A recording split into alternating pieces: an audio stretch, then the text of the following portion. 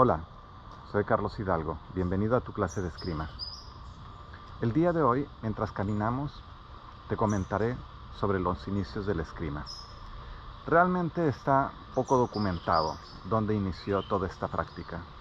Se sabe, por ejemplo, que los nativos filipinos, y acuérdense que Filipinas tiene 700 islas, pues ya se defendían de alguna manera con algunos instrumentos. En las Filipinas hay mucho ratán, así que había forma de que ellos se defendieran con los palos y quizás quemaban los palos, antes incluso de la llegada de los españoles.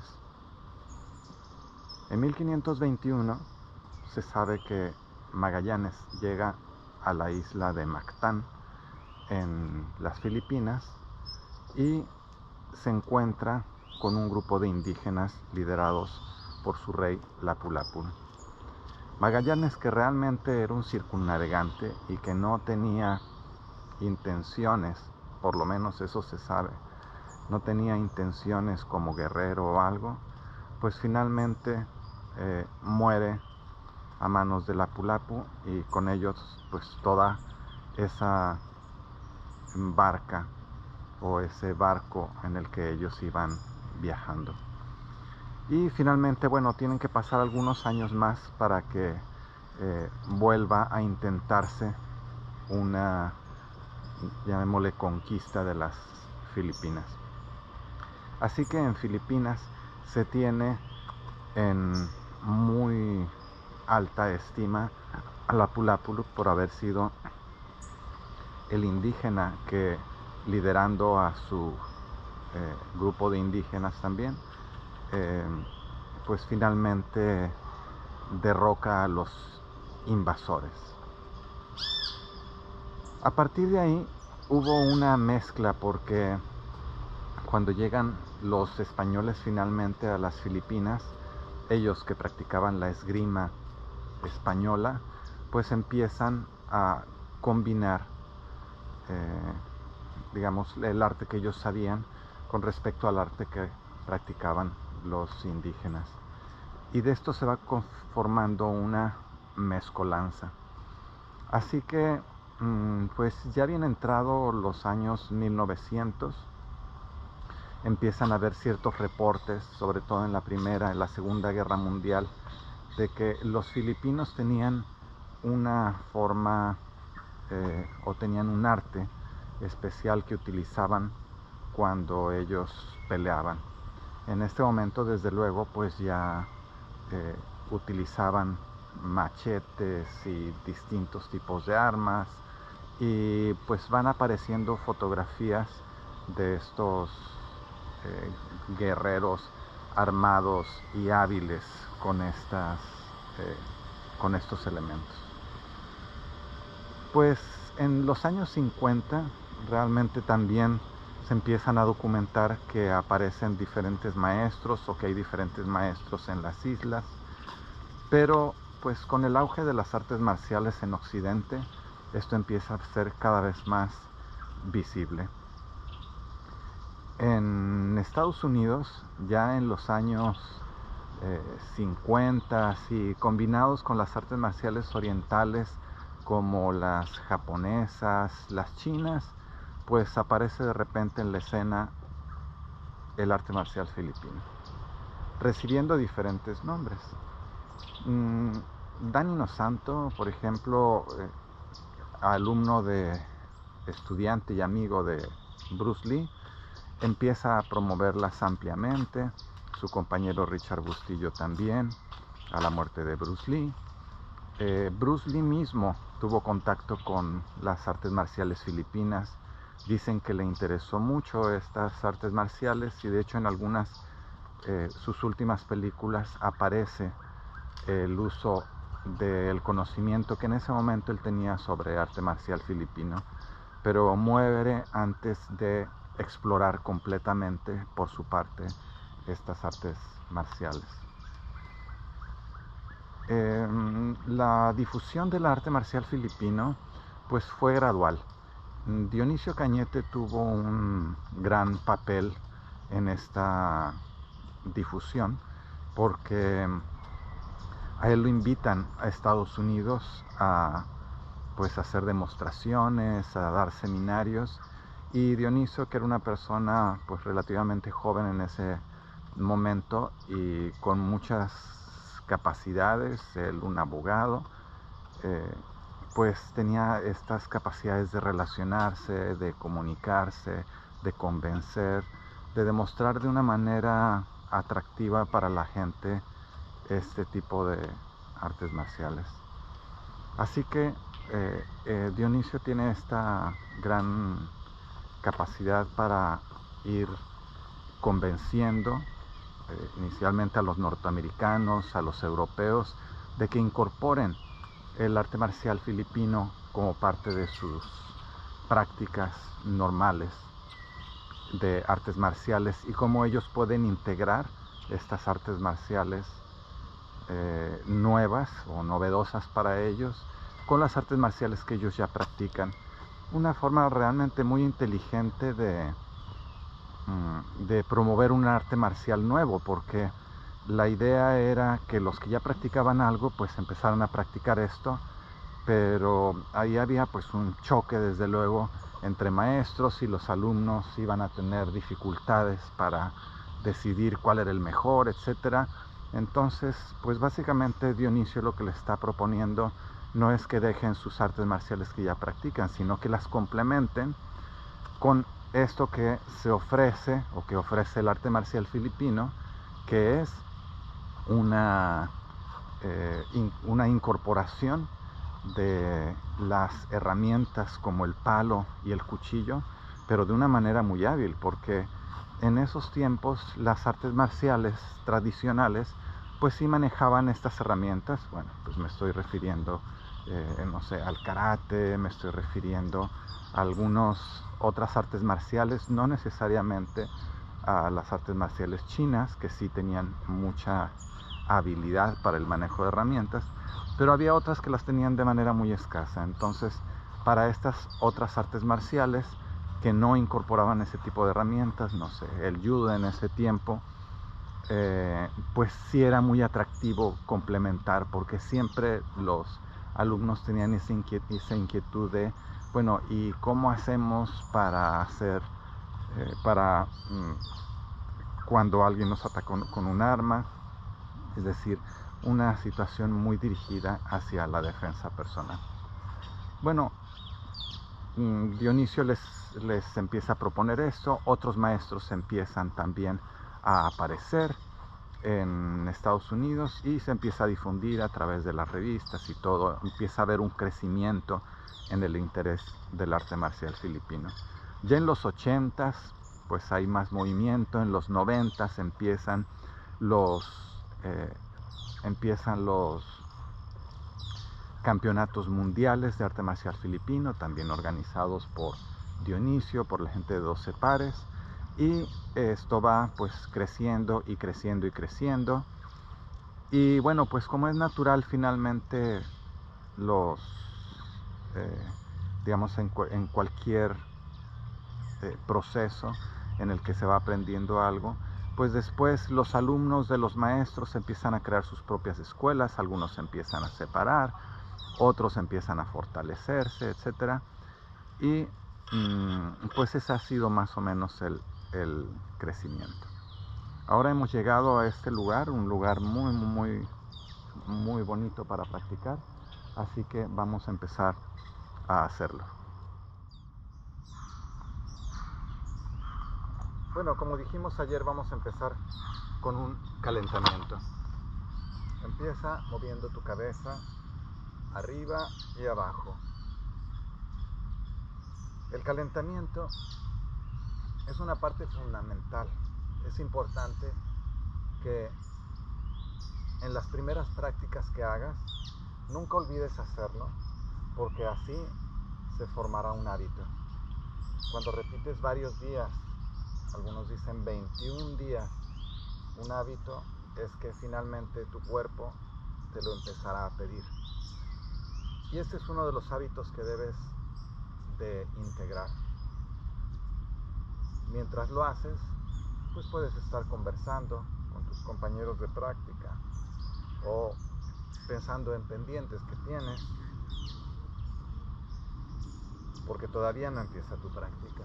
Pero ya que la empieces, pues te debes de concentrar, porque solamente una práctica concentrado es una práctica de calidad.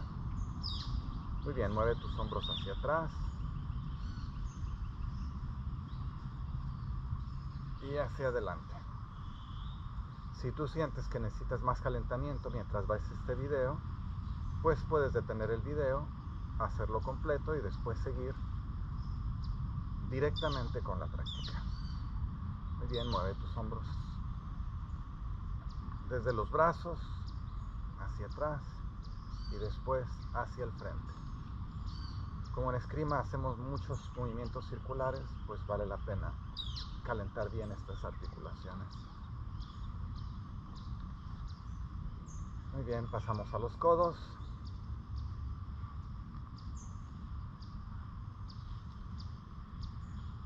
En sentido contrario.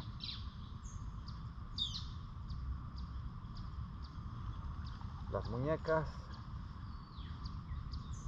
Hay ejercicios para flexibilizar las muñecas más. Tú puedes hacer los que tú conozcan, pero yo estoy haciendo énfasis en los ejercicios de calentamiento. Básicamente movimientos repetitivos y circulares.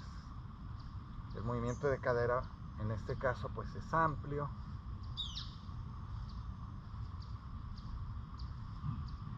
Si quieres profundizar más después en ejercicios de flexibilidad, puedes hacerlo de manera separada y puedes hacerlo con los videos que encontrarás en mi canal, que son los videos de yoga. ¿Por qué nos sirve el yoga? Porque es la disciplina realmente más antigua y entonces los ejercicios que tiene son los que finalmente se han convertido en parte de la educación física en Occidente. Muy bien, ahora los tobillos. Eso es. Y después los de la otra pierna. Y entonces, cuando tú calientas, pues vas a estar preparado para cualquier tipo de ejercicio. Desde luego, si vas a hacer algún ejercicio en particular, pues tienes que pensar si hay algún calentamiento en particular para ese tipo de ejercicio. Con eso yo normalmente pues paso a un poco de estiramiento muy básico para las piernas, de un lado, de otro.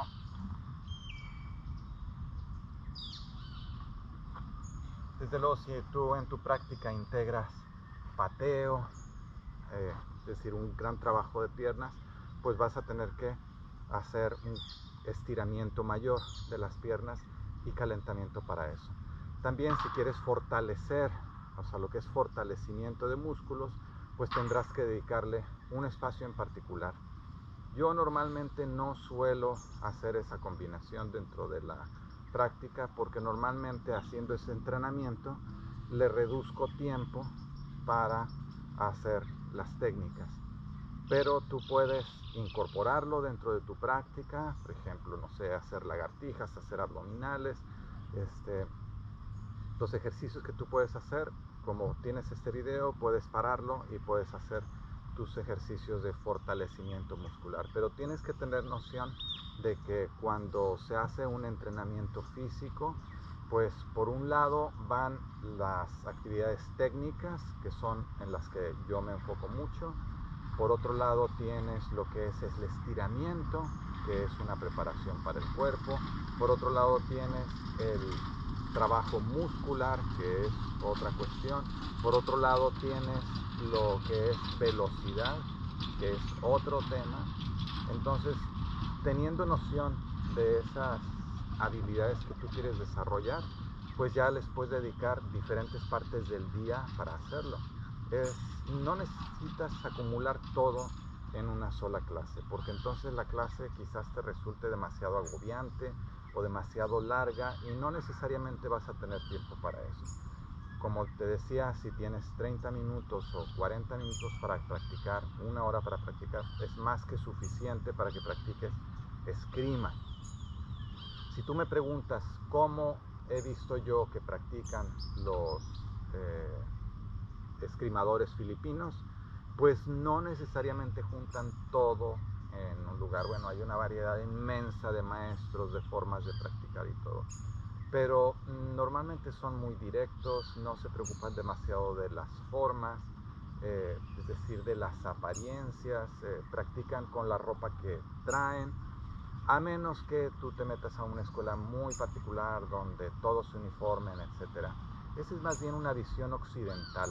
Creo que la visión del practicante filipino, del esgrimador filipino, es una persona que en su vida cotidiana incorpora el arte marcial filipino y no que la separa de su vida. Así que si tiene un jardín puede practicar en él, si está dentro de la casa de repente le preguntan algo, bueno, pues ahí es donde se pone, en el lugar donde esté y como esté vestido, básicamente. Bueno, ahora vamos a practicar entonces un poco.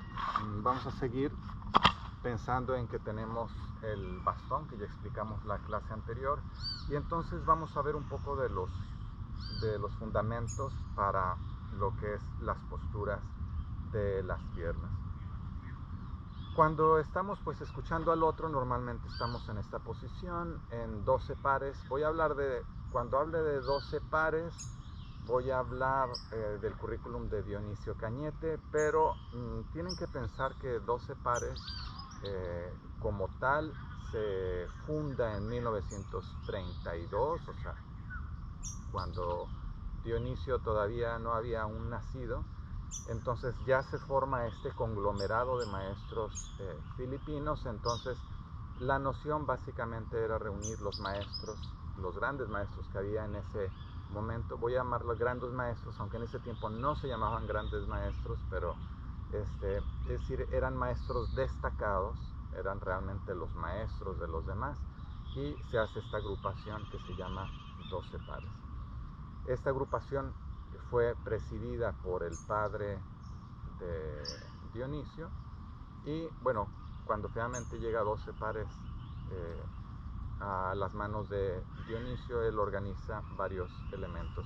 Entonces, dentro de ellos el currículum pues dice que esta es postura natural. Bueno, esta es una postura, digamos, adelantada y esta es una postura profunda dentro del currículum de 12 pares. Pero yo quiero comentarles que en la práctica de San Miguel Esgrima, específicamente, no hay esa denominación tan precisa de estas tres posturas. Normalmente la práctica en San Miguel Esgrima empieza con esta postura, digamos equivalente a la profunda, o que le llamó profunda Dionisio, es decir, una postura donde prácticamente tienes 2 veces el ancho de tu cadera y estás cargado sobre la pierna de adelante. Básicamente es una guardia, ¿sí? Es una guardia donde tú estás bien sentado en esta pierna. Asegúrate, básicamente por el bien de tu tendón de Aquiles, que no vayas a tener esta rodilla muy inclinada. Tienes que tenerla aquí recta siempre para que no forces esta parte que es el tendón de Aquiles. Sobre eso pues ya puedes poner tu postura. Muchos de nosotros vamos a encontrar un poco forzada esa postura, pero en términos ya de un combate es una postura muy importante, es bastante lógica. Primero porque si tú tienes una postura muy elevada, como sería si tú solamente, digamos, separaras a una distancia de cadera a tus piernas, lo primero que pasa es que tú del otro no te separas demasiado. Si el otro está acá y tú haces esto, pues básicamente te estás separando 20 centímetros. Y cuando el otro realmente tiene un arma en sus manos, tú no quieres estar cerca de él. Entonces el hecho de separarte, el hecho de hacer esta pierna hacia atrás, entonces te separa más o menos 40 centímetros de esa persona que está parada. Entonces te aleja, te da seguridad. Básicamente entonces esta es una postura que se produce por medios naturales, ¿sí? Aquí estaríamos un poco más cerca y aquí estaríamos más lejos. Pero al hacerlo también tenemos un efecto no solamente con respecto a la distancia de él, sino con respecto a nuestra altura. Porque si yo estoy aquí, pues mi altura está en este lugar. Si yo alejo aquí, pues mi altura baja un poquito, pero si yo hago esto, pues mi altura baja bastante. Si partimos esta altura en tres, una parte superior, una media y una baja, lo que estamos haciendo cuando bajamos a esta es que eliminamos la primera, es decir, básicamente tengo dos áreas de golpeo en lugar de las tres originales. Y eso es muy importante porque entonces le reducimos la cantidad de áreas de golpeo al adversario. Combinamos ambas situaciones, es decir, el largo y el alto, es decir, la distancia y la altura, entonces ganamos mucho porque en este caso estamos bajando, estamos perdiendo eso, pero además este segundo nivel con el que estamos trabajando está más alejado. No solamente es el mismo nivel, sino que es un nivel más alejado, así que estamos ganando bastante. Por lo tanto, es muy natural que nosotros al empezar a, digamos, pelear en una situación real, si no en una práctica, en una situación real, entonces nos bajemos a este nivel. Muy, muy natural. Por lo tanto, esta postura que básicamente es con la que se empiezan las prácticas de San Miguel Eskrima, pues se basa en una observación, primero, de lo que es natural, pero segundo, de las situaciones reales donde las personas tienen armas, ¿sí? Armas en las manos y que te pueden llegar a alcanzar, ¿sí? Mientras más larga sea el arma que tenga la otra persona, desde luego, pues tiene mucho más sentido alejarse. Si yo de ahí quiero alejarme más, ya estoy en el segundo nivel, primero, segundo nivel, quiero alejarme más, entonces el hecho de desplazar mi cuerpo hacia atrás me permite incluso alejarme más, de aquí para acá. Y eso también es positivo. Aquí la diferencia es que aquí tenemos el peso cargado en la pierna de adelante y aquí lo tenemos en la pierna de atrás. Entonces, si queremos estar cercanos, porque nosotros vamos a golpear, tocaremos aquí, pero si queremos alejarnos un poco más, todavía podemos golpear desde este punto, pero ya estamos apoyados atrás. Cuando estamos apoyados atrás ya podemos hacer una transición. Aquí estamos digamos desde este punto de vista, pues cercanos para nosotros golpear. Cuando nos alejamos podemos seguir golpeando, pero como ya estamos cargados en la pierna de atrás, podemos fácilmente desplazar esto por un momento hacia atrás y entonces podemos tener todavía una tercera distancia. En esta tendríamos la primera distancia, aquí tenemos una segunda distancia y aquí tendríamos una tercera distancia. Ya estando en esta posición, pues podemos movernos a otro. Así que en términos de práctica, sobre todo de San Miguel Eskrima, sería que entendiéramos y practicáramos esta posición, ¿sí? Que pudiéramos desplazarnos hacia atrás, a cargar el peso en la pierna posterior y finalmente que pasáramos la pierna derecha detrás de la pierna izquierda. Esta última postura pues es muy característica de San Miguel Eskrima y esta postura Felimón Momoy Cañete, que es quien creó San Miguel Eskrima, se inspiró en el santo del barrio donde él vivía, ¿sí? Y el santo del barrio donde él vivía, que era el que veneraban, pues era San Miguel. Y San Miguel en muchas, digamos, representaciones que se tenían en ese lugar de él, pues estaba de alguna manera mirando hacia abajo, apoyado y observando al diablo que estaba abajo, porque San Miguel tiene una espada, tiene un cris, de hecho, una espada así como flamígera, como si fuera flamas, curva, y entonces él está ahí listo para matar al diablo, ¿no? Entonces tiene esta postura con las piernas cruzadas en algunas representaciones. Así que él le nombró a esta postura San Miguel. En 12 pares es una postura que se llama postura de gancho, ¿sí? Pero digamos que hay pequeñas diferencias. La de gancho de 12 pares se parece un poco más a lo que es la postura parecida en karate, ¿no? Que básicamente es una postura donde tú pones el pie detrás del otro. Pero la postura San Miguel, ¿sí?, es realmente un poco más desplazada hacia la derecha. ¿Qué quiere decir? Que no te desequilibras tanto. No es directamente hacia atrás, como para hacer esto, ¿sí?, sino que es un poco más desplazada. Así que en esta postura realmente todavía tienes buen equilibrio. En las otras posturas, que son mientras más lo cierres, desde luego, pues más estás acercando los pies hacia tu centro de gravedad. Entonces pierdes más, o hay el riesgo de que pierdas un poco de equilibrio. La práctica entonces para el día de hoy es para que tú entiendas las posturas básicas, que sería una postura con el peso, cargando el peso hacia adelante, una postura donde tú cargas el peso en la pierna de atrás, y una postura de transición, ¿sí?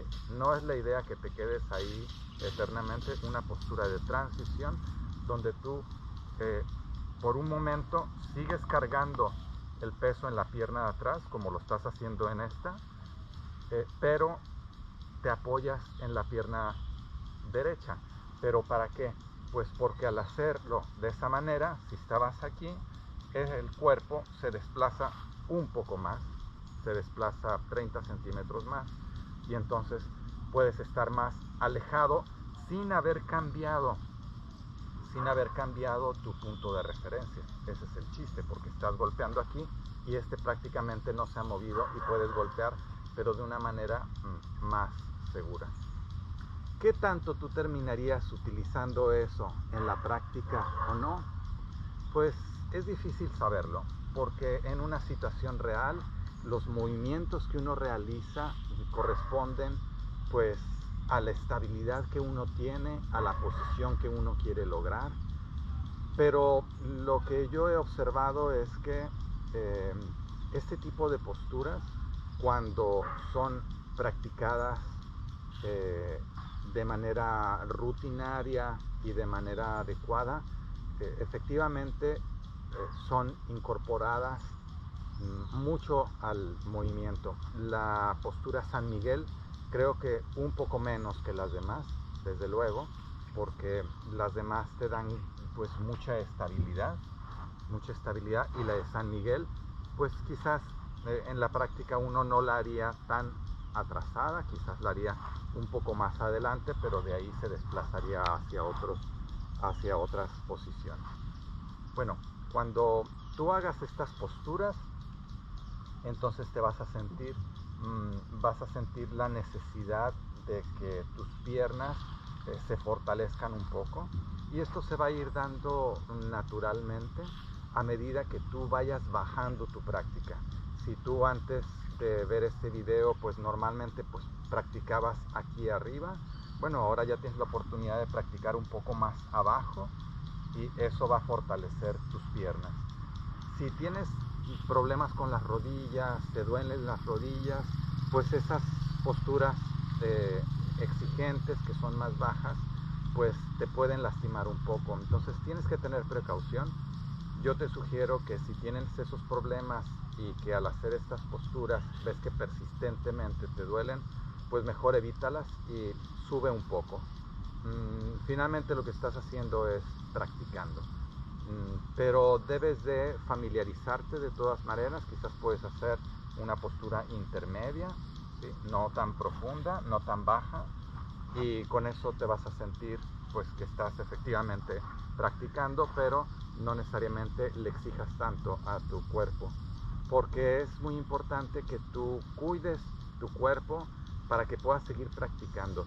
Hay que evitar todo lo posible y hay que prevenir de cualquier manera las lesiones que podamos tener. ¿Por qué es importante?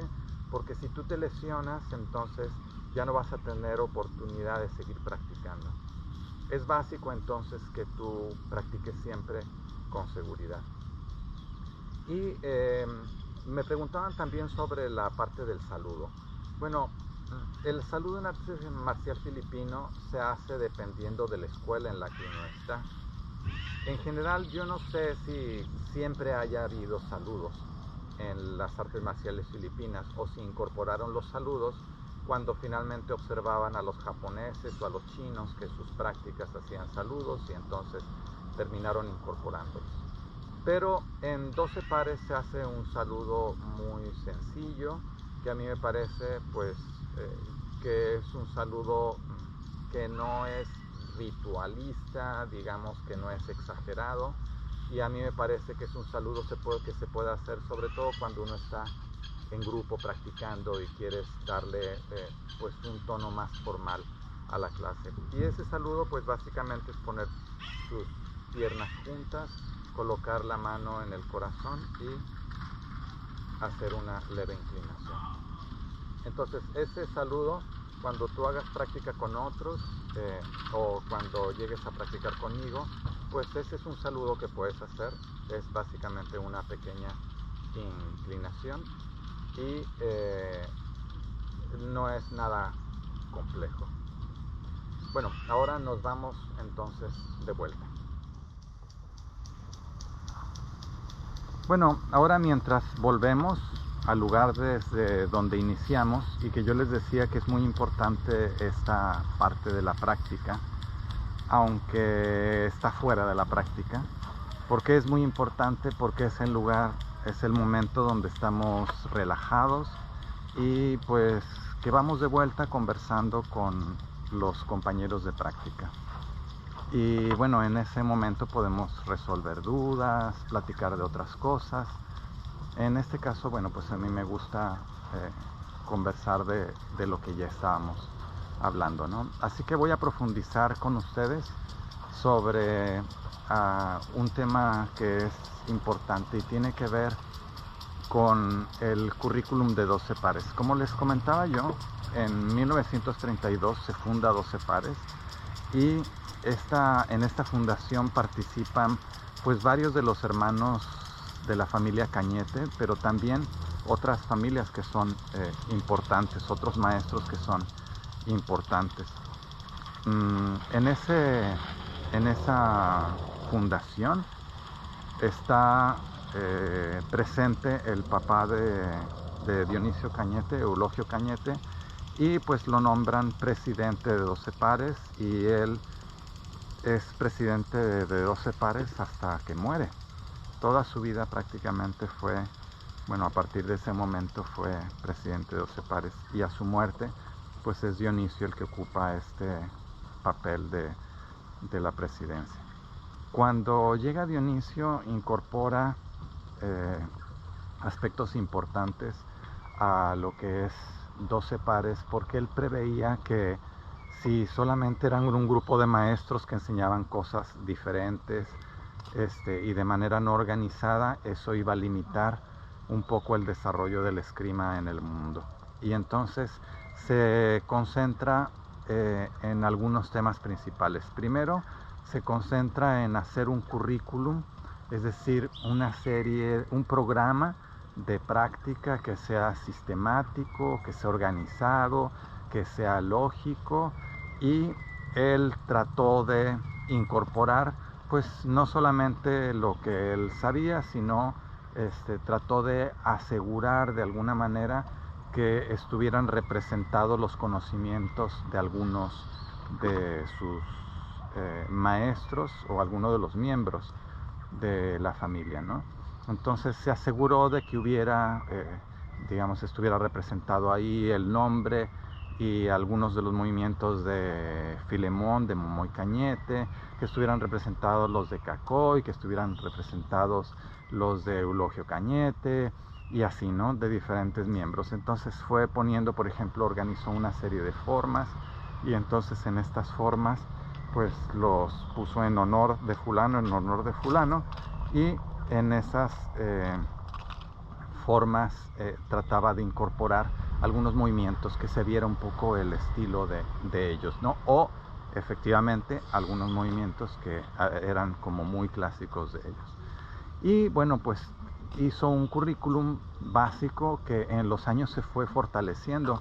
Mucho del trabajo que hicieron estudiantes de él, por ejemplo, Steve Wolk de Estados Unidos, él, como es un científico, se concentró mucho en pues darle estructura, darle un razonamiento, y acompañó a Dionisio en ese esfuerzo por hacer que las cosas funcionaran adecuadamente. Y buenos días. Y además en ese currículum fueron incorporando cada vez más elementos que la gente les pedía, ¿no? Por ejemplo, la gente quería más algún trabajo con otras armas, la gente quería más defensa personal, y entonces fue creciendo realmente este currículum. Por lo tanto, el currículum no era algo fijo solamente, sino que era algo que iba creciendo y creciendo. Bueno, lo imprimieron, lo difundieron, y cada vez había versiones diferentes, y en los congresos anuales pues se iba comentando de este currículum. Pero por otra parte, habían algunos practicantes que extrañaban en ese proceso, volvían a extrañar como los maestros originales, y no veían bien representadas esas, digamos, en ese currículum, esa herencia o esa aportación de los maestros originales. Entonces, eso creo que algunos alumnos empezaran a concentrarse más bien en volver un poco a los orígenes, y pues es lo que sucede en esta vida siempre, ¿no? Que hay un movimiento que parece hacia adelante cuando van avanzando las cosas, pero realmente el movimiento es hacia todos los lados. O sea, hay movimiento hacia adelante, hay movimiento hacia atrás, hay movimiento hacia los lados. O sea, cuando un sistema de estos parece que va avanzando, también hay otros que por otro lado hay fuerzas que lo hacen retroceder, y hay fuerzas que lo hacen expandirse. Entonces es la vida, eso es natural y no es algo que debería complicarnos, ¿no? Ahora, cuando un practicante empieza o inicia estas prácticas, pues miren qué bonito, unas chacalacas, se las voy a mostrar.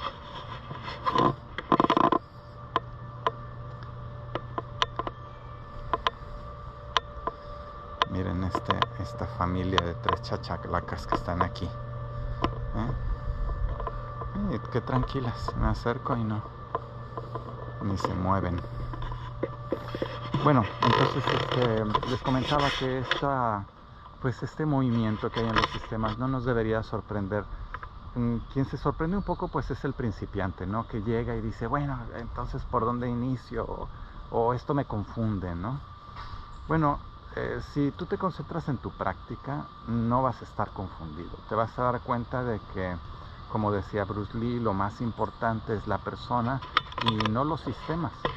La persona es realmente lo más importante, y si lo pensamos así, entonces tú puedes ir incorporando a tu propia práctica, considerando tu forma, tus limitaciones. Como decía hace ratito, si tienes limitaciones en las rodillas, pues vas a tener que hacer posturas más altas. Aunque el sistema te diga que tienes que hacer posturas bajas, tú vas a tener que hacer posturas más altas. ¿Por qué? Porque tienes una limitación personal. O sea, el sistema no está considerando que tú eres una persona diferente y que tienes tal limitación, ¿no? Está pensando en una persona que no tiene la limitación, porque ese sistema fue hecho por una persona que no tiene esa limitación, y por eso hizo esa propuesta.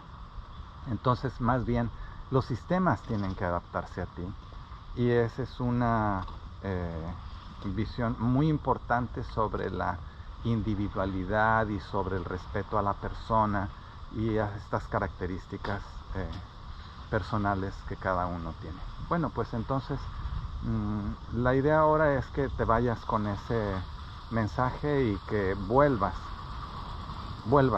la próxima vez a esta práctica. Nos vemos.